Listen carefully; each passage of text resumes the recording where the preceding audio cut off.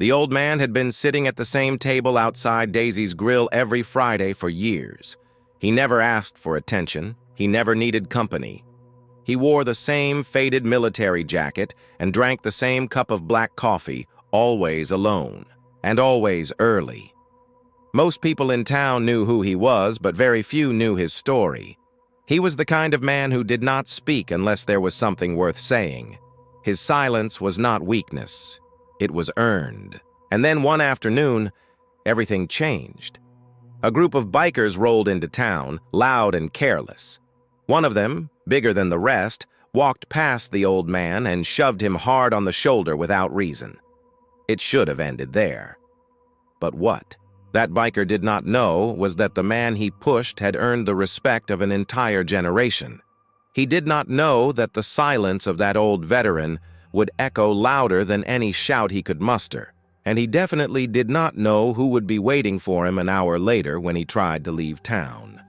This is not a story about revenge. It is not a story about violence. This is a story about presence, about dignity, and about what happens when an entire community quietly reminds someone what respect actually means. It is also the story of a man who made the worst mistake of his life in a single second and then spent years becoming someone worthy of forgiveness. If you think you know how this story ends, keep watching, because what happened next was not a fight. It was a lesson, and it began with a shove that never should have happened. It was a sweltering Friday in late August, the kind of day when the sun seemed to hover just above the asphalt as if trying to remind the town that summer hadn't ended yet. In the parking lot of Daisy's Grill, the heat made the ground shimmer with invisible waves, while old trucks and chrome motorcycles reflected the ruthless brightness of the afternoon. Outside, under the partial shade of a faded red awning, a man with a straight posture, white hair trimmed short, and an olive green jacket with the name Mays stitched across the chest, carefully adjusted the napkin on his lap and brought the fork to his mouth with the precision of someone who had long since learned discipline in every small movement. His face was serious but calm, as if every line carried a story that would never be told without a damn good reason. Sergeant Harold Mays sat there every Friday on the same cracked cushion bench at the same corner table where he could watch the entrance and the movement in the lot. It was a quiet, almost sacred ritual that no one dared interrupt. The older residents knew exactly who he was. They knew he had served in Korea, that he had lost friends who never came back, and that somehow he returned with a gaze that could look straight through people without saying a word. To some younger folks, though, he was just the old guy on the bench with a hard stare. That afternoon, a group of 3 bikers rolled into the lot with loud confidence. Their machines roared like they were trying to compete with thunder. They laughed loudly, chewed gum, and one of them, the tallest, wearing a vest with no shirt, tattoos on his neck, and a ragged beard, seemed to lead the little pack. They were heading to the same place, Daisy's Grill. And just as Harold Mays stood to grab more napkins, the biggest one brushed hard against his shoulder. The shove wasn't accidental. It was sharp and intentional. Mays staggered slightly, but regained his balance with the calm of someone who had seen far worse. The biker chuckled without even looking back, like he had just kicked an old can in his way. Inside the diner, silence fell for a brief moment. The waitress froze mid-pour with a coffee pot in the air. A man in the corner lowered his newspaper. 2 teens near the window stared, unsure of what they'd just witnessed. But Harold didn't say a word. He returned to his spot, adjusted the chair the way he always did, sat back down and finished his meal with the same quiet composure. The bikers kept talking loudly, cracking jokes, dominating the room with that kind of presence that demands attention simply because it's uncomfortable. What they didn't realize was that in this town, there was an unwritten rule. Respect wasn't a request. It was part of the foundation. And Mays, though he never played the role, was something of a living monument to those who understood what it meant to wear the uniform. He never called himself a hero, but his very presence commanded reverence. What had just happened in that moment of careless arrogance was about to echo far beyond the diner walls. Outside, a man in a navy blue cap with golden letters reading, VFW, Veterans of Foreign Wars, was already dialing his phone. He didn't need an explanation. He saw the shove, he saw who had been shoved, and that old instinct of unity kicked in. Within 30 minutes, quiet calls were traveling through garages, barbershops, and even the fire station. No words of rage were exchanged, no shouting, just short confirmations. I'm on my way. Meet you there. Mays? Yes. Mays. Inside Daisy's, the mood remained still for another half hour. The big biker kept laughing loudly, tossing bad jokes at the waitress with smug smiles. Meanwhile, Harold finished his iced tea, stood with the dignity he always carried, left a folded tip on the saucer, and walked slowly to the door with firm steps, and never looked back. He knew what was coming. Not because anyone told him, but because men like him could feel when something in the air had shifted. It was the kind of silence that comes before the storm. Outside, he glanced briefly at the chrome motorcycle parked in the handicap spot, with a skull decal on the tank and a helmet painted with a Confederate flag.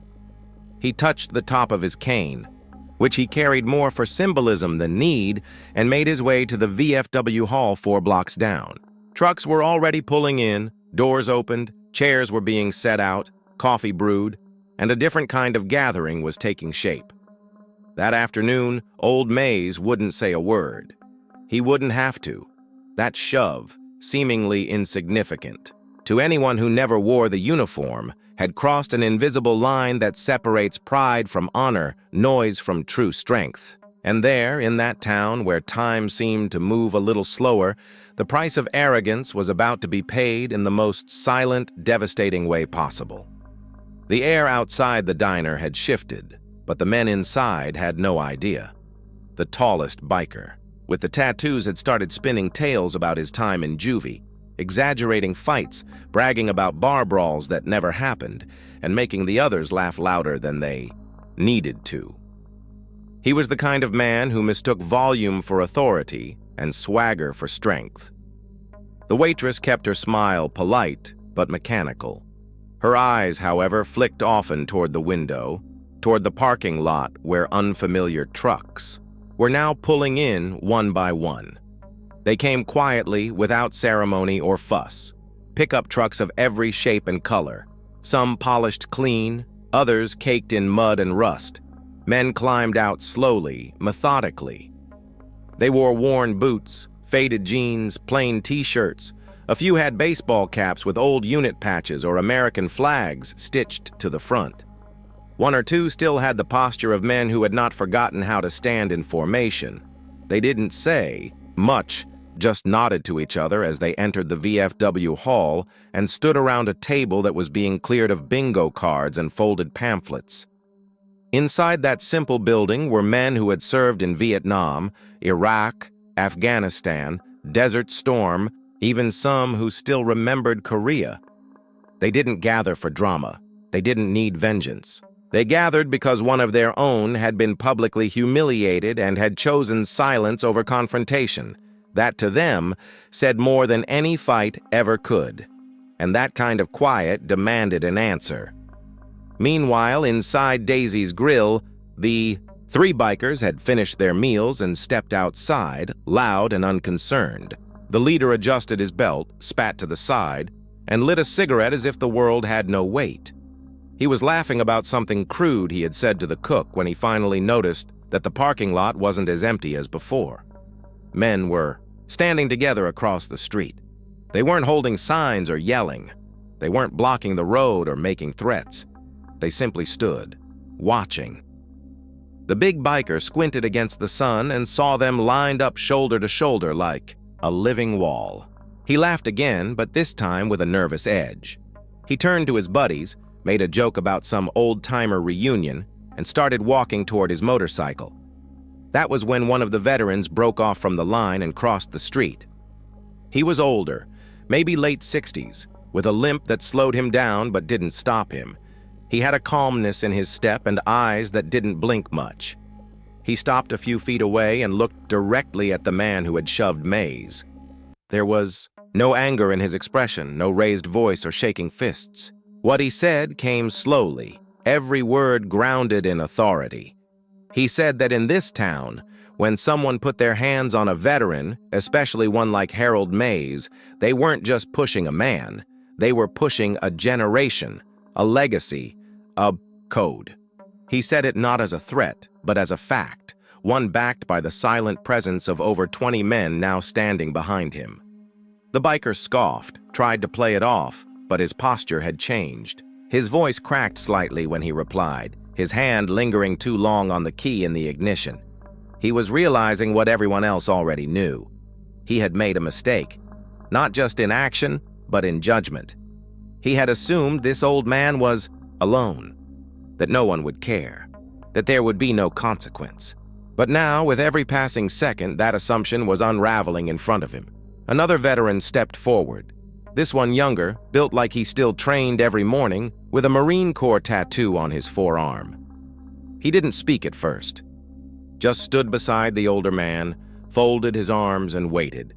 More followed, not with noise or weapons or threats, with presence, with unity, with a kind of silent force that didn't need to explain itself. The biker looked around and suddenly, the laughter was gone.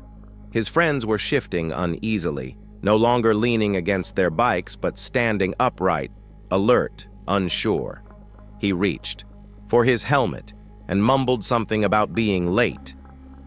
Nobody stopped him. Nobody touched him. But not a single man moved aside either. They stood like statues, like sentinels, and he had to walk around them to get to the street. As he passed, one of the veterans spoke, low and steady. He told the biker that Harold Mays had buried more brothers than that man would ever have friends, that he had carried wounded men through jungle and fire, that he had led boys into battle and brought most of them back, that every wrinkle on his face was earned the hard way, and that the biker would do well to remember that next time he opened his mouth or raised a hand to someone who wore the uniform. The biker didn't respond. He couldn't. He got on his bike with hands that trembled slightly, started the engine, and drove off slower than he had arrived. His friends followed, not speaking. No revving, no noise, just silence.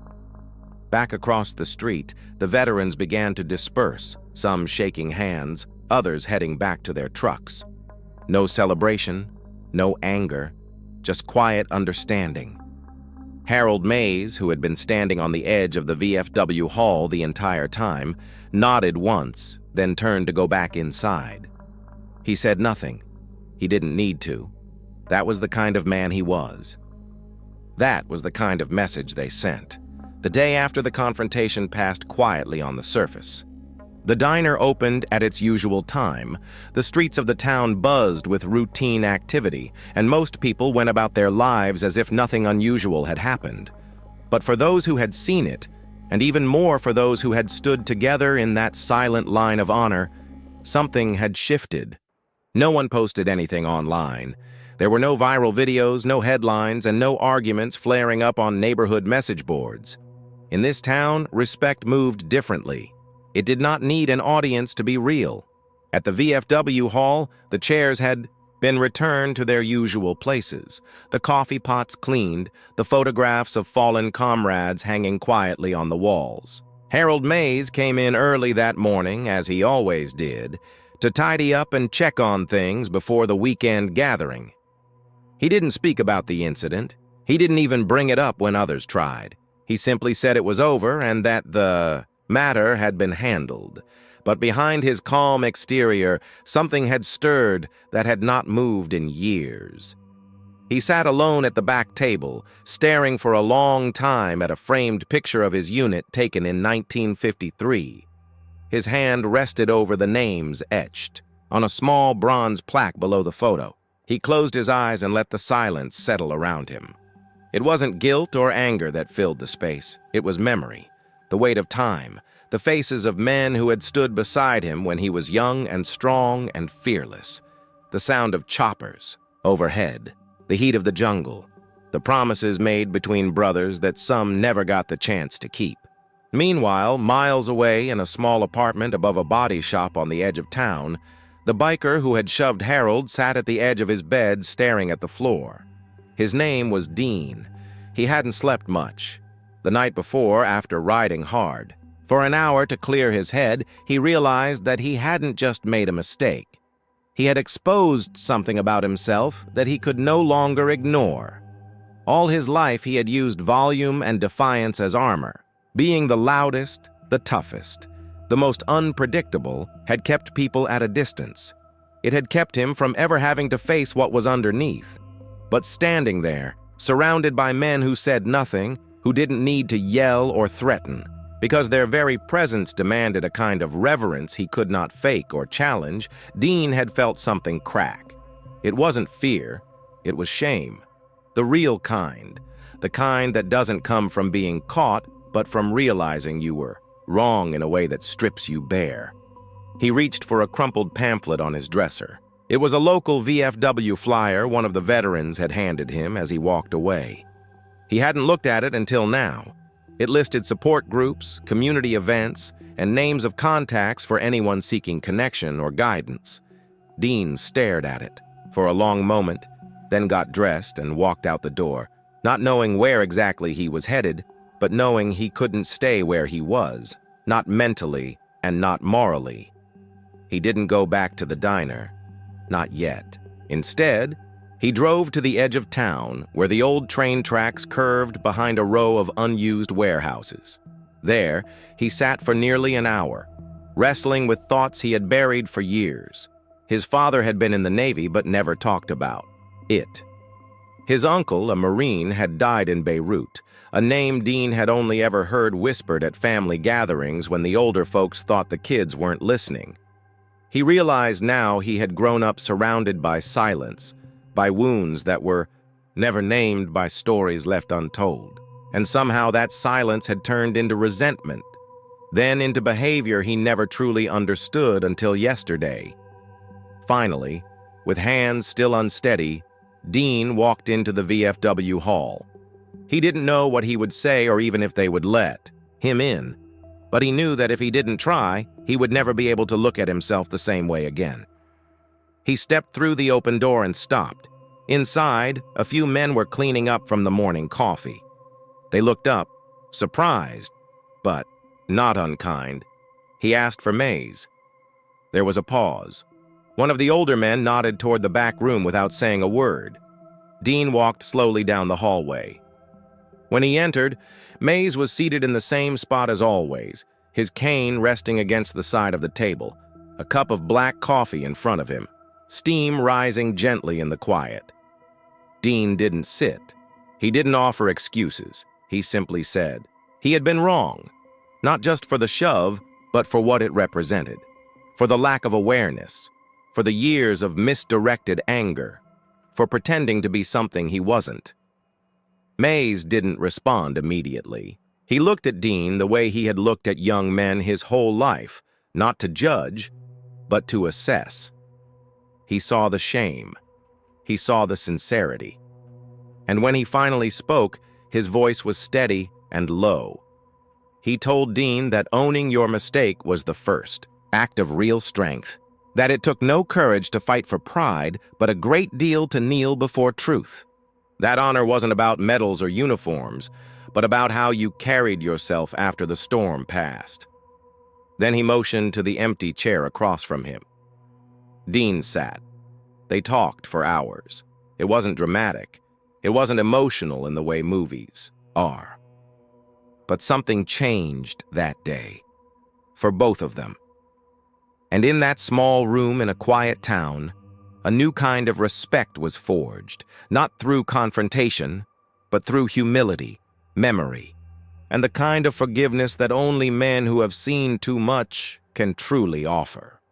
Weeks passed, and the rhythm of life in the town settled once again into its usual patterns. The leaves had started to turn by the time October arrived, brushing, the sidewalks with color and signaling the slow shift into colder days. At Daisy's Grill, Harold Mays still sat at his usual table on Fridays, just as he always had, with his back straight, his coffee hot, and his presence as quietly commanding as ever.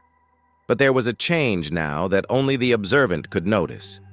Sometimes when he arrived, the chair across from him was already pulled out. Sometimes it was filled, and the man sitting across from him was no longer a stranger to that place. Dean had returned each week just like he said he would. He never arrived loud. He never came to be noticed. He came early to help the VFW crew set up the chairs or stay, late to carry boxes out to the truck. He swept the floors when needed and took out the trash without being asked. When it was time to serve food at the veterans' breakfast, he wore a clean shirt and kept his head down. He was not trying to prove anything. He was simply showing up. And over time, showing up became enough. There were still some in town who eyed him with suspicion, who hadn't yet forgotten the way he had acted that day in the diner parking lot, who couldn't quite reconcile the image of the cocky biker with the man who now spoke in a low voice and held doors open for elders with military pins on their jackets. But there were others, especially among the veterans, who had seen it all before. They had known men who came back from war broken, men who carried pain in silence, men who had lashed out before they learned how to live again. They recognized the signs not because they had studied them, but because they had lived them. And they recognized sincerity in Dean not because of what he said, but because of how he behaved when no one was looking. One evening, after the hall had emptied out and most of the men had gone home, Dean and Mays sat together on the porch steps, listening to the wind rustle through the flags above them. The old wooden steps creaked beneath their weight, and the night carried the crisp scent of approaching winter. Neither man spoke at first. They simply watched the sky darken. Eventually, Dean asked a question he had been holding for weeks. He asked what Mays saw when he looked at the faces in those black and white photographs. Inside, the ones with the uniforms and the rifles and the eyes that always seemed too young for what they had lived through. Mays waited a moment before answering, as if choosing his words not carefully but honestly. He said he saw brothers. Some of them had died out there. Some had lived and come back but never truly returned. And a few like him had found ways to keep going, to serve in other ways, to keep showing up for the people who still needed them. He said those faces reminded him of promises. Not the kind you say out loud, but the kind you make in silence when you kneel by someone who's bleeding and swear that if you live through it, you will never let their name fade into the past. That is what the VFW Hall was to him. Not a building, a promise kept. Dean sat with that for a long time. Then he said he wished he had known men like that growing up. Maybe things would have been different. Mays turned and looked at him for a long second before replying.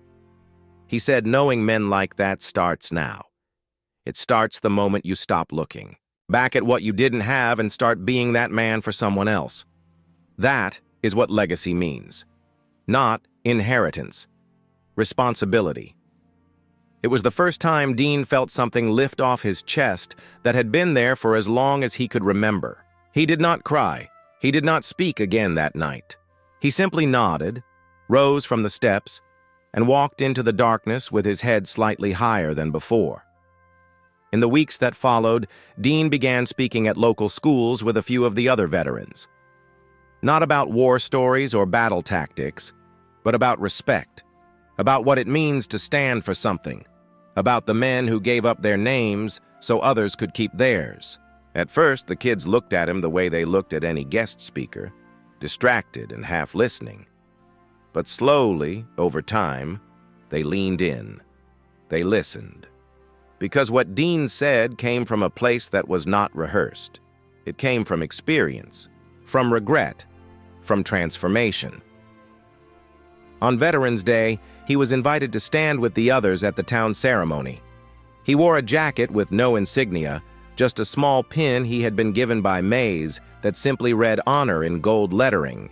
He stood beside men who had earned theirs in the field.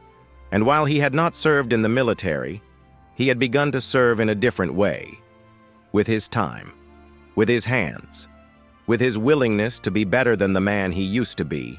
When the town mayor read out the names of the fallen, the wind carried the sound across the crowd in silence. Dean stood with his hands clasped in front of him, his eyes steady, and his posture proud, not of who he had been, but of who he was choosing to become.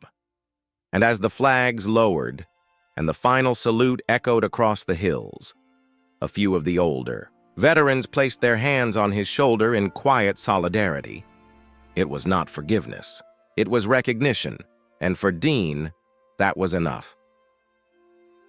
The years passed quietly after that Veterans Day ceremony, not with fanfare or public tributes, but with the kind of slow, meaningful change that does not make headlines, but still shapes lives.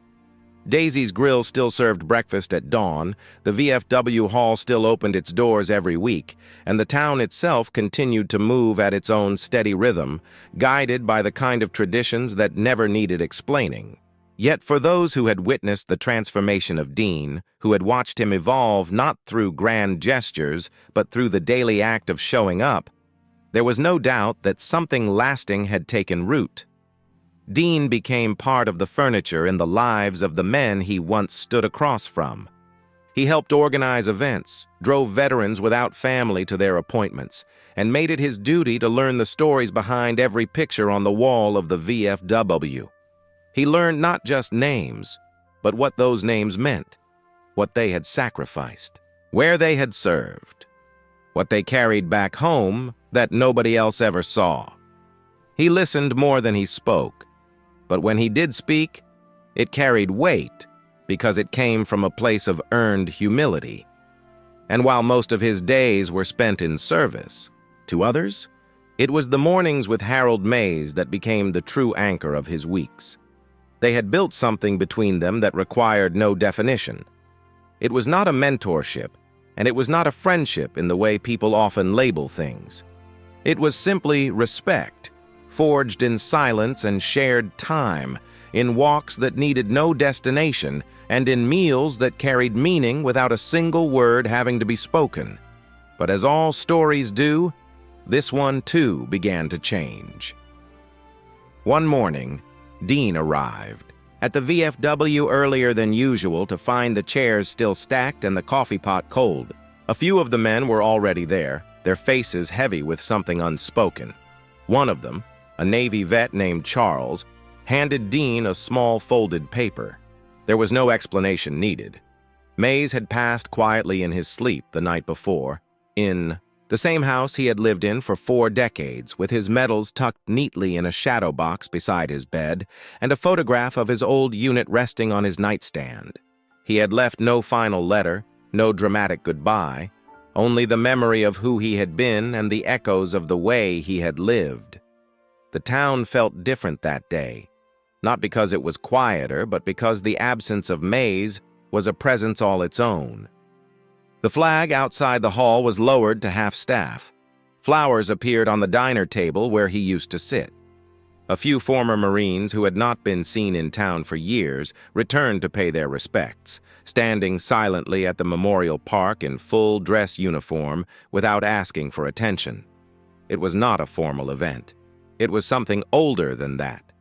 It was tradition. It was honor. It was the code that men like Mays had lived and died by. Dean did not speak at the service. He stood in the back in a plain black jacket and listened. He held his hands together, not out of ceremony but because he needed something to anchor them. When the local pastor invited anyone to share a memory of Mays, a few of the older vets stood and offered their stories. Tales of war and hardship, of bravery and silence, of small acts that had meant everything. But when the room had grown still, and it seemed no one else would rise, Dean stepped forward, not because he had planned to, but because something in his chest pulled him to move. He did not talk about the diner or the confrontation, or even the years of quiet service that followed. He spoke only of a man who made room for others, who saw through people without judging them, who taught not with lessons, but with presence. He said that Mays never told him to change. He simply gave him the space to become a better man, and for that, he would be forever grateful. After the ceremony, Dean returned to the bench outside the VFW and sat for a long time. The sky was overcast, and the wind had begun to shift, signaling the coming of colder days. He pulled from his jacket a small item Mays had once given him, a unit patch from his days in Korea. He held it between his fingers and felt the stitching, the history, the meaning. Then, without fanfare, he pinned it inside his jacket and zipped. It closed over his heart. That winter, the veterans decided to dedicate a new plaque inside the hall. It was not large or flashy, just a simple bronze square that read, Sergeant Harold Mays, United States Army, Defender of Silence, Keeper of Brotherhood. Below the plaque was a single chair, left empty. It was not to be filled. It was to remind everyone who walked through that door that some presences linger not in voice or command, but in memory and in the actions of those who follow. Dean never missed a Friday after that. He no longer arrived early to help. He arrived to lead. Quietly, respectfully, and without pretending to fill Mays's place. He led not with words, but with example. He looked after the younger volunteers, welcomed new faces, and when he saw someone struggling to speak, he gave them space to breathe. Years later, when someone new would ask who that tall man was at the front of the room who always stood a little straighter when the flag was raised, someone would whisper, "He used to ride with the wrong crowd, push the wrong man once, but then he met Mays." And everything changed, and that would be all they needed to say.